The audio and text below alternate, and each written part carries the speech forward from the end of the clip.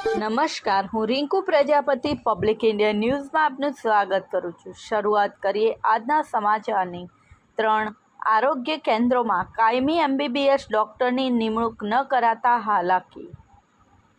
વીરપુર તાલુકાના 3 આરોગ્ય કેન્દ્રોમાં કાયમી MBBS ડૉક્ટરની નિમણૂક ન કરાતા દર્દીઓને હાલાકી વેઠવાનો વારો આવે છે।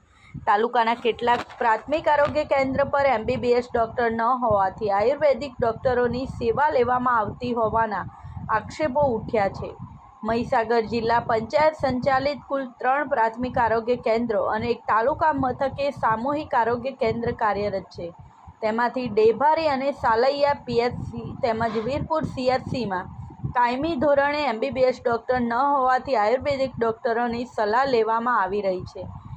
થોડા સમય પહેલાં જિલ્લા વહીવટીતંત્ર દ્વારા જિલ્લાના કેટલાક આરોગ્ય કેન્દ્ર પર આકસ્મિક તપાસ હાથ ધરવામાં આવી હતી, જેમાં અનિયમિતતા ઝડપાતા એકસાથે 41 આરોગ્ય સ્ટાફની બદલી કરવામાં આવી હતી।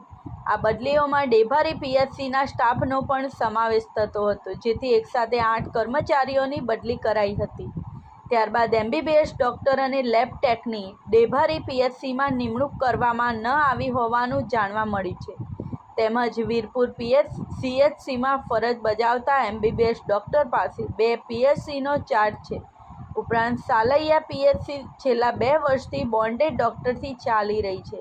ઉપરાંત દર્દીઓને ઇન્જેક્ટેબલ સારવાર આપવામાં ન આવતી હોવાની, સગર્ભાઓ તથા માતાઓને આયર્ન, સુક્રોઝના બોટલો આપવામાં ન આવતા હોવાના આક્ષેપો ઉઠ્યા છે। ત્યારે સત્વરે આરોગ્ય કેન્દ્રોમાં કાયમી MBBS ડૉક્ટરની નિમણૂક કરવામાં આવે તેવી માંગ ઉઠી છે। આ સાથે આજના સમાચારને અહીં સમાપ્ત કરીએ છીએ।